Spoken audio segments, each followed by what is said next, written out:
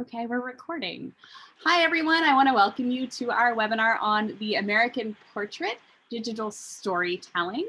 My name is Nicole Bond. I'm from Lincoln Intermediate Unit 12, and I serve York, Adams, and Franklin counties. And I am joined here today by Debbie Riek from WITF, Sue Voigt from CAIU, and Keira McGuire, also from WITF. And they are presenting on behalf of Pennsylvania PBS, while Sue and I are here to represent PAIU. So I'm gonna hand it over here to Debbie.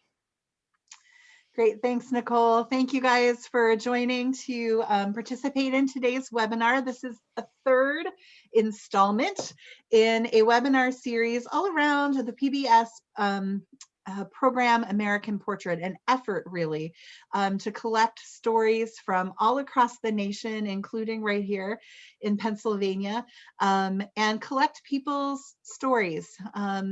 All different kinds of stories. We're going to talk about what that is, the actual American Portrait effort and program. We're going to talk a little bit, just a little scoopful of PBS Learning Media, just so you're aware of that resource and how it ties in. And we're going to spend the majority of our time today talking about digital storytelling and its value, almost especially in the middle of the current situation we're in, with whether you are in person or hybrid or virtual or some other experience that I have yet to see, which is possible, and sort of how it is that we can utilize this to connect with students, to connect with families, and to help students connect to each other. So that's kind of sort of an overview of where we're headed. And again, if you just want to go to the next slide, here is my information. If you have any questions about this particular topic, or our learning at home resources, or the PBS resources overall, either in this webinar or otherwise, I'm happy to help or direct you to where you might need to be. And again, Keira McGuire is one of our producers and hosts, and she'll be talking specifically about, from her perspective, the use of digital storytelling as a way to connect people across our region, and to tell stories through a variety of efforts. So we'll be looking at some examples, and Keira will be talking about that in just a couple minutes. But to get started, I just want to share, this is again where we're headed. This again is the third webinar in a series. If you've participated in the first two, the first couple of slides we're going to look at are the same. We're going to introduce the PBS American Portrait series, so you understand what that effort is and what those resources are. We are going to just talk about how you can utilize these resources in the classroom, and how you can use digital storytelling in all its forms throughout your classroom experiences with students. So this is just a short video I want to share with you. It's a 1 minute that introduces the PBS American Portrait series.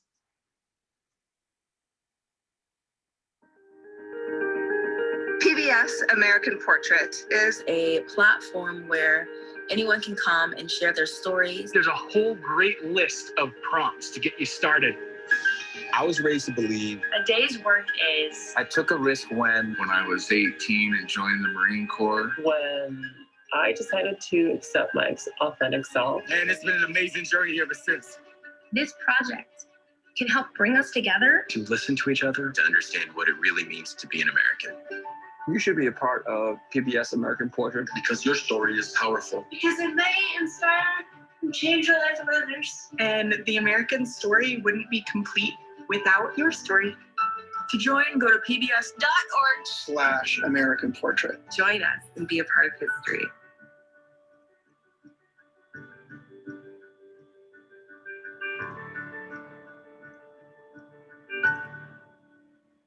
So that's just a little introduction. If you want to flip to the next slide. It really is a national storytelling project, and it's very exciting. We are collecting photos, videos. You'll see when we visit the site in a little bit, some people just did text submissions from across the United States to capture what it means. It's almost like writing prompts, but storytelling video prompts, which I think are really interesting to think about. And we'll look at that in just a minute.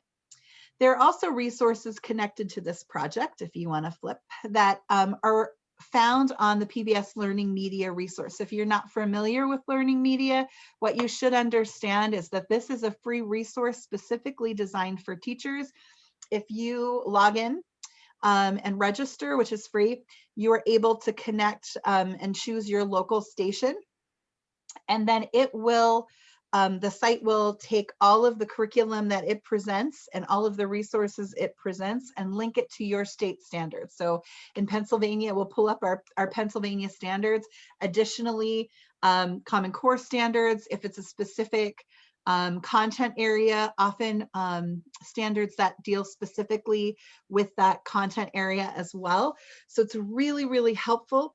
It does basically, Learning Media just houses all of these classroom ready, curriculum based resources that PBS has. So from station created materials, from some teacher created materials, also program based, Daniel Tiger to Nova, and fairly everything in between, from pre-K through college.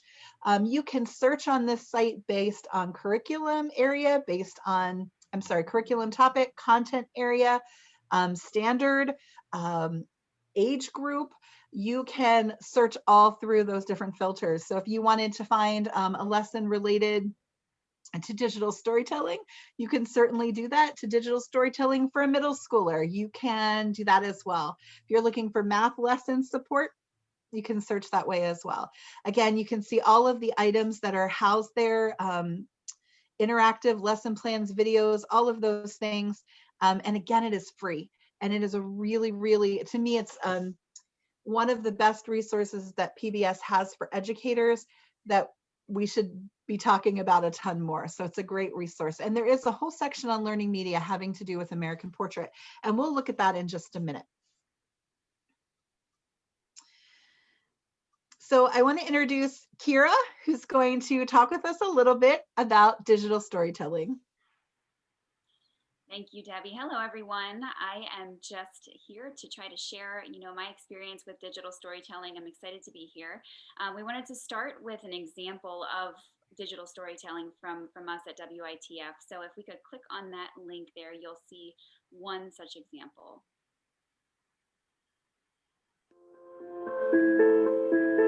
Hi, my name is Olivia. I'm 18 and I'm a senior.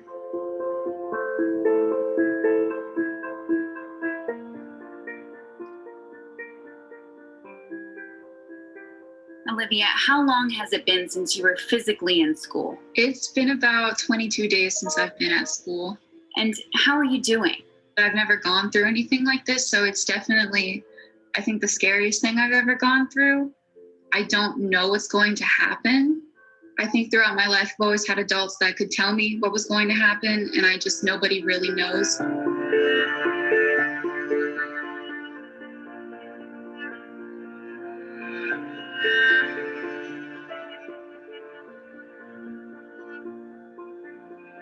Having everything be canceled now is it's kind of heartbreaking, I have to say. And right now I'm doing a soil lab for my AP environmental class, and I'm about to log on to an English meet. So I'm right in the middle of my day pretty much, and it's a lot more chaotic than I thought it would be. There's a lot more work to do. I have a pretty long list of things to get going. I miss seeing my teachers, and I miss interacting when I learn, because that's how I learn. The online schooling isn't necessarily, my favorite thing to do. It's just not the same thing. And I think that's worrisome for me, but I mean, if it'll help people stay alive, then I of course want this to be the way it is. So I just got my graduation announcements. They're really cute, but we had to take off like the information about the party and things like that. And it's basically just me saying that I'm going to Bloomsburg University and that I am in the honors college and I'm going to major in political science. The graduation announcement was actually a really good pick-me-up because I'm graduating high school, and that's a really big deal. And I think even though, you know, it's in a pandemic, it's still like one of my dreams. And I think that from this, I've learned that if I can take away anything, it's just to keep going by each day and keep hoping for a better day than the last, because I think that's really all I can do right now.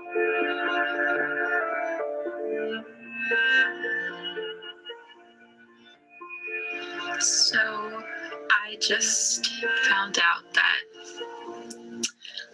I will not be going back to school ever again. I kind of expected this to happen, but it's definitely not what I wanted. I really wanted to have like a last day and a last performance with my friends that I've been playing music with forever, and I wanted to, you know, get to say goodbye to my teachers and have that kind of last day thing. And my friends and I always take a picture of all of us on the last day of school, and now we won't have one of those either. And it just kind of feels, it doesn't really feel real that any of this is like actually happening, but I know that it is, and I never will be a student again going into that building. And that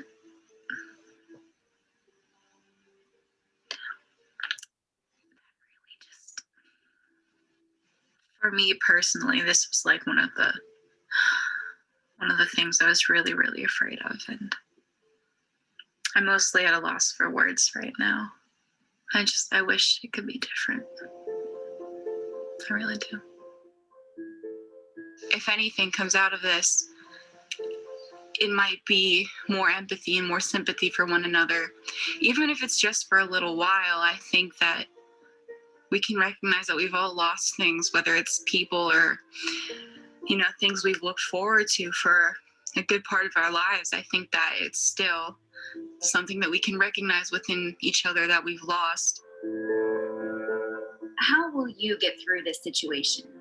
I think just recognizing that it's okay to be upset about things that we're missing, because I feel part of me feels kind of guilty for feeling sad about this stuff, because I don't have bad health, and I haven't been personally affected by the virus, like physically or anything. But I think just accepting that it's okay to be upset that these things are happening and things are not working out the way anyone really wanted them to. How do you think you and others your age will remember this time? Well, I think that it'll be like a unifying thing that everyone my age has gone through, because I'm 18, so I wasn't alive during 9/11, but I know that was a very unifying experience for the country and for the world. I don't think I've ever lived through something quite like that before. So I think it'll be like kind of how we define our generation.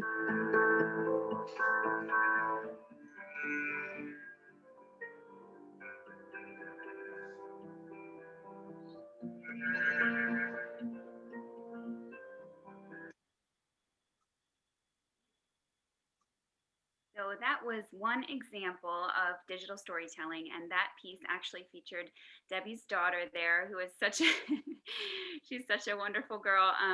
And obviously Debbie's feeling a little emotional about that one, as many of us are when we think about these situations that all of us have been through, been affected in different ways by the pandemic.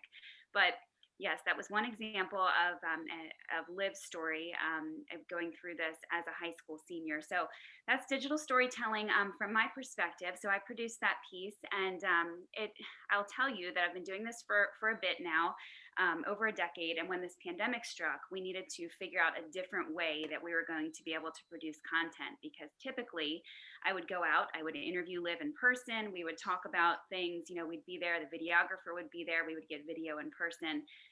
But in this situation, we needed to find a different way. So in this situation, we decided that I would look into Zoom interviews. So we conducted Zoom interviews, and I asked for folks like Liv to keep video diaries. So you'll see some of the footage in the piece was a Zoom interview and some was video diaries. Now, I have discovered that through this production, video diaries really give you a nice intimate look into a person's feelings. You just get more personal sound when somebody is recording their own video diary. And I really found that Liv was very open in sharing either way, but her video diaries were very touching, I felt. So I've really enjoyed producing content in this way, even though it's very different. But I will tell you, let's see, with the video diaries, I would ask for about 3 to 4 video diaries, send them in, and I'd kind of outline what they could look like. So I sent to Liv a description of, like, in the morning, you could do one video diary, talk about the day, talk about what you have on your plate for the day, come back midday, do it again a little later, and at the end of the day, kind of reflect on what happened during the day. What are you excited about? What are you feeling nervous about? So we really get kind of a day in the life of someone who is going through whatever their issue is during this pandemic. So yeah, the video diaries were recorded on cell phone. Most people used their cell phone to record the video. So you don't need a whole lot, really. Every kid out there, every teacher out there has a cell phone, so they're able to record themselves. Very simple. And basically I would have them send the video diaries in to me, and I would sift through the sound and also take the sound from the Zoom interview, sift through that, and kind of put together a day of life of that person. So yeah, that's just one example of digital storytelling, but there's so many different approaches that you can take to this, and I could definitely see it coming in handy for students and for teachers. But if we want to go to the next slide, we can. Oh, we're already there, so sorry. So what is digital storytelling? It's a relatively new term to describe how everyday people use digital tools to tell their stories. So if students were going to do an interview, my advice would be to decide on the focus, of course, first. So you need to know what you're going to be doing your video about. So we'll use Liv's as an example. You can choose a topic like life during a pandemic for a student.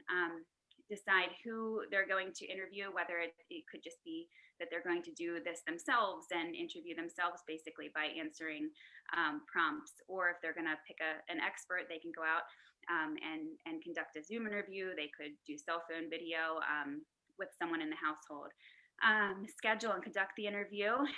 My advice would always be to aim for those open-ended questions so that you're able to get more than a yes or no answer. Always makes it easier when you're putting it together. The video diaries, as I mentioned, are very handy if you want to take that angle, because you can get this intimate look. Then when you have all of your pieces, come back, form a script using that sound that you've collected, edit that, and share. So that's kind of in a nutshell what that would look like. We can go to the next slide. Thank you. And you can do video. You could just do audio if you'd like as well. I'm in the field of video and audio, so I always do both. But it's definitely possible to do this with just audio. All you need is a laptop, a phone, something like that. My advice would be to film in a quiet space. It's definitely less distracting. I've had some people send in video diaries where there's a TV on in the background or there's kids. In some situations that works really well because you do get a real life look. We all know that right now in our particular place in time, it's hard to find quiet time and quiet space. And sometimes that lends itself to the piece. You want a real life look at whatever it is that you're talking about. So if that is how chaotic it is to be at home and have all these things going on at once, then that might be fine for it not to be quiet. But in general, you'd want it to be a quiet space and to be alone while you're filming. we've discovered it's easier to hold the camera horizontally because you get a wider look at your view there, and you can just film selfie style. It can be as basic as that. While you're filming, I would suggest to avoid logos on your clothing or images, and solid colors are definitely easier to deal with. So when you're planning, you definitely want to think about what story you want to tell and kind of why. And it's always good to look at samples. You can, look around for things that you like and try to replicate something that you find. Collect images and video. These things can help you as you're editing to add more substance to your piece. Practice and record, of course, and share that work. Thanks, Keira. So Keira will tell us a little bit more about the American Portrait and Submission if you are interested in pursuing that a little bit with your own students or yourself in a classroom. And I'm still like I haven't watched it in so long. Anyway, she's fine. I'll just say so everyone feels assured. She's doing okay. She is here learning at home from Bloomsburg because she came home from there. But so for PBS Learning Media related to digital storytelling, when you search digital storytelling on PBS Learning Media, you get over 2,500 possible resource links. And I'll be honest, some of them are straight up storytelling and some of them are digital storytelling. And I think both of those pieces actually work really, really well together. When you're talking for a classroom experience, sort of shaping the arc of what you're presenting inside a classroom, I think both pieces are helpful. We are going to check out this link on PBS Learning Media. And this is specifically tied to American Portrait. And there are a number of lessons on Learning Media about American Portrait, and you can see there's a whole series here. If you look at, we're not going to go to any of those links at the bottom, but that the first link is a full program. It's about 26 minutes. And then there are clips pulled out, nice and short. The one we're going to watch is 2 minutes and 42 seconds. And this is all grouped around families. And there are a number of these topics available to you on PBS Learning Media through the American Portrait series. And you just kind of go on to PBS Learning Media, type in American Portrait, and it'll bring it all up. But let's take a look at the kind of video you're seeing here, and then I'll show you some of the support resources that are available. Hi, I'm Lumiere. Like the candlestick from Beauty and the Beast? Yes, just like that. Anyway, these are my grandparents. I've recently been spending a lot of time with them. Since my last semester of college was all online, I decided to come to Georgia to help take care of them in the height of the pandemic. I'm gonna give you a hug now, okay? It's good to see you too. Yeah, no. You miss me? Yes, yeah. I am 22 years old. I just graduated college. I am an aspiring filmmaker.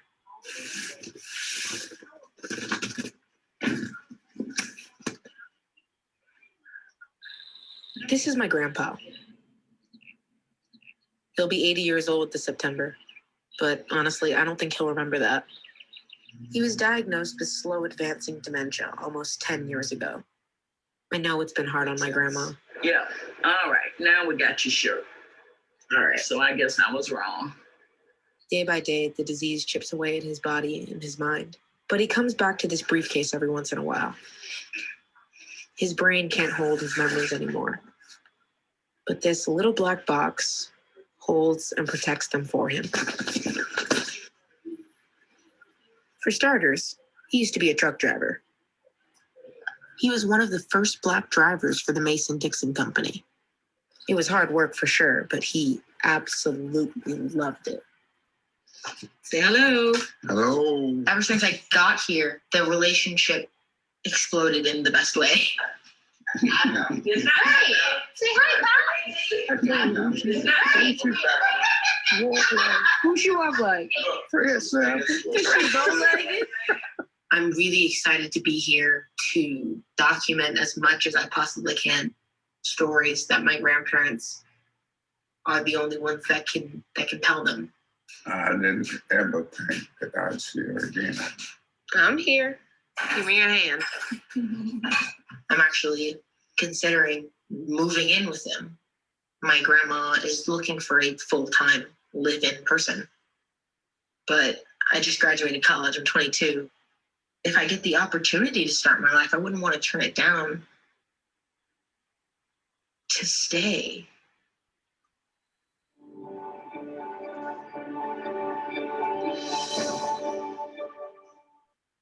So I loved that. I thought it was really well done. I love that her name is Lumiere. I thought that was fun too. And so from that clip, right, is a little bit more produced than a lot of the other American Portrait clips. I think because she is an aspiring filmmaker, there was some like faraway shots and close-ups, and I think she was exploring that. But if you scroll down a bit, you will see these are the same links that appear in all of the American Portrait support materials that are on Learning Media. So there is a support material. In this case, there are discussion questions, there's an activity, a media making extension, there's a note for you as a teacher, and there are some additional concepts that can be explored as background reading. If you go one more link over to the standards, if you are signed in, you will actually go directly to the PA standards, but you can see the additional standards that are listed there related to national standards and also to Common Core. So all you do is sign in, and it's really super, super easy. And Nicole is doing it right this exact moment. It takes you right to those standards, and it's pretty helpful. So we can go to the next slide. So let's take a look at the American Portrait page really quickly. So the page itself is grouped by, as I mentioned earlier, like these writing prompty things that are storytelling prompts. And there is, we could spend the rest of our time just scrolling. There are lots of them to choose from. And Keira's gonna share a couple that we're focusing on for our, we're creating sort of a TV production around some local stories, and she'll tell you which ones sort of we're focusing on. But I love that you can draw from, if your students, if you don't want to do first person, they don't want to record, you can look at other people's stories. And then I still think this is very cool. If you click on that icon, the map icon right in the top, American Portrait breaks out the stories by location. So every time I check, I'm like, oh, there's 5 more. There are 370 stories from Pennsylvania. And I think what would be an interesting exploration for students, especially from a social studies perspective, is looking at a particular topic, so one of those prompts, as it appears maybe from someone in Pennsylvania and somebody in Texas and somebody in California and somebody in Montana. What are they similar? Are they different? How are these stories shaped perhaps a little bit by the region that people live in, or are they? So I think it's just really interesting that you're able to group by that way as well.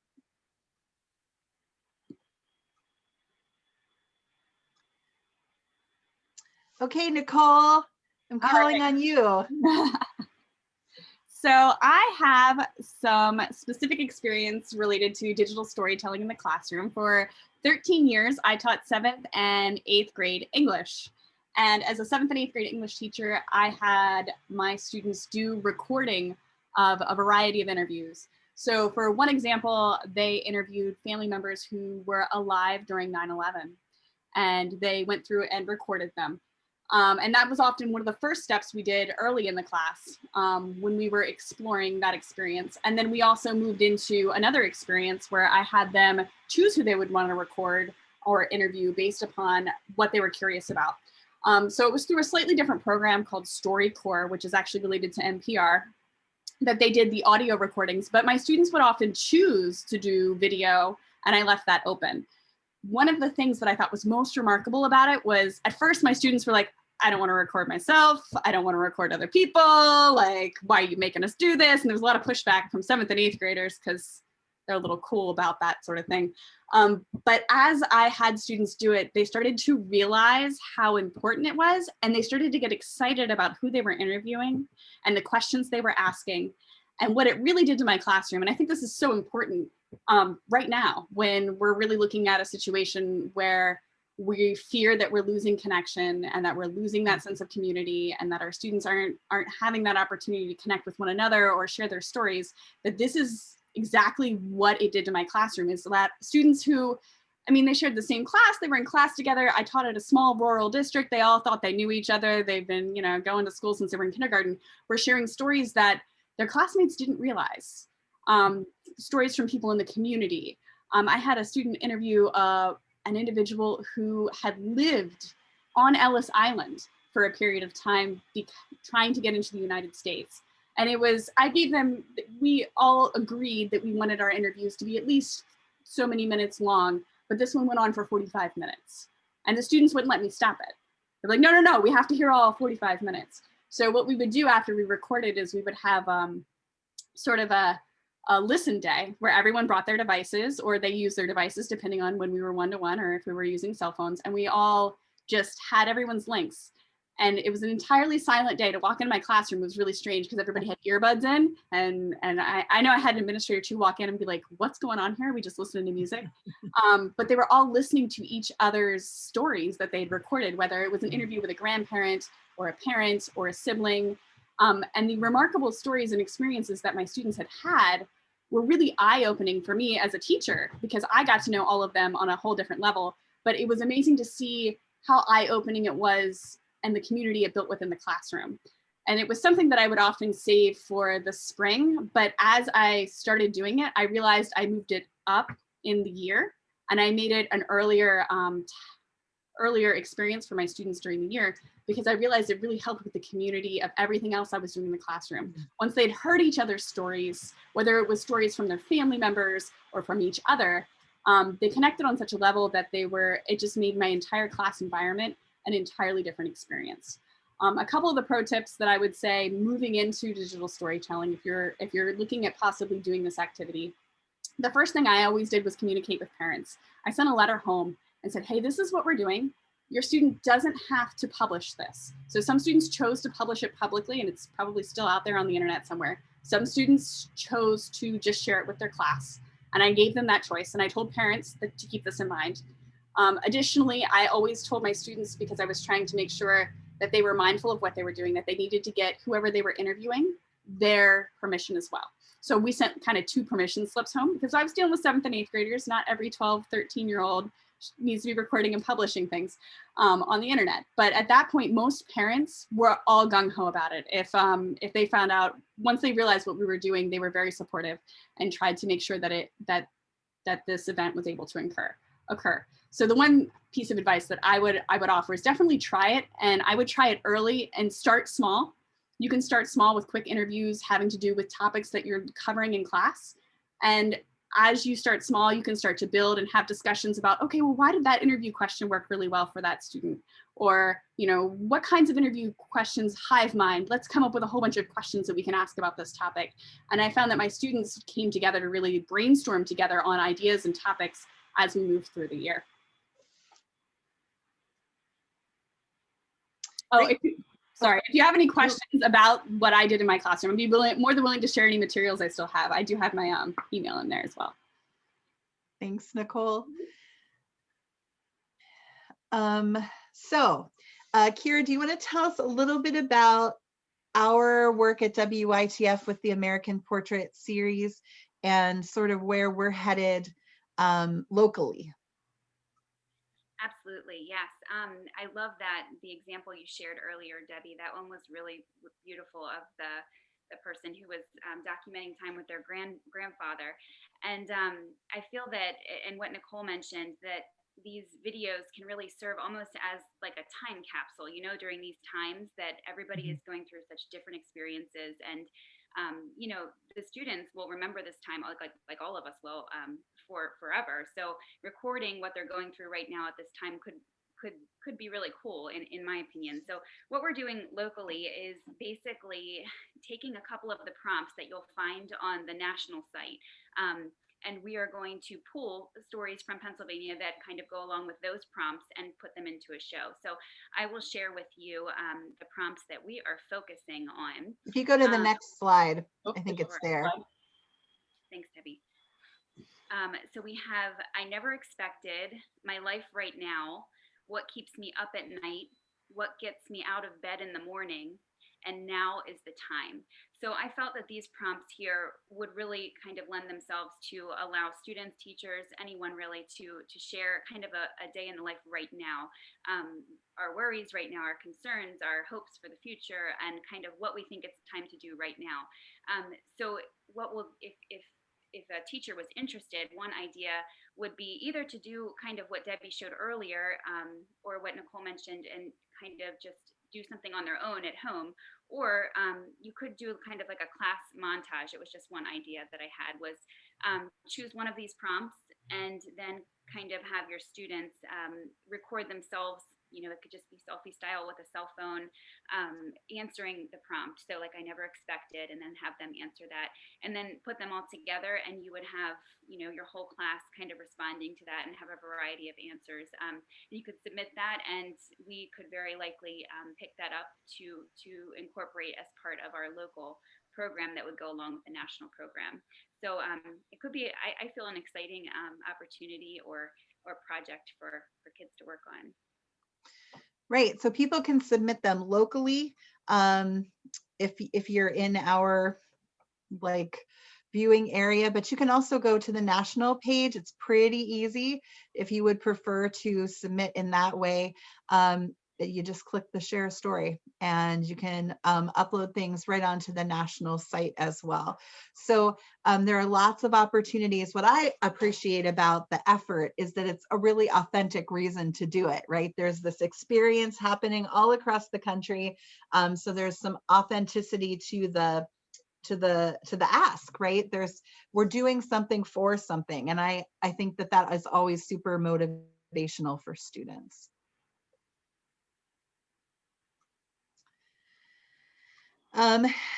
So as I mentioned, this is the third in a series of pieces of webinars around American Portrait. We did one that's sort of in-depth, deep dive kind of experience into learning media and the connections to American Portrait. We've also talked with a reporter and explored the American Portrait series and how it promotes media literacy, talking about when students construct media, it's often easier for them to deconstruct media after. And this particular webinar will also be available for you to watch after, if you are tuning in later. So all of those will be housed at the Pennsylvania PBS site, and will be able to be watched later as well. So I wanted to just say thank you to all of our IU friends for being great partners in a lot of our educational efforts at WITF and across the state. And thank you for joining us for this webinar. I hope it's helpful in your work with students. And thank you, teachers. I know that it's a lot of work right now, and it's really important to keep showing up, right? To keep showing up for our kids. So thank you for all your hard work. Thank you.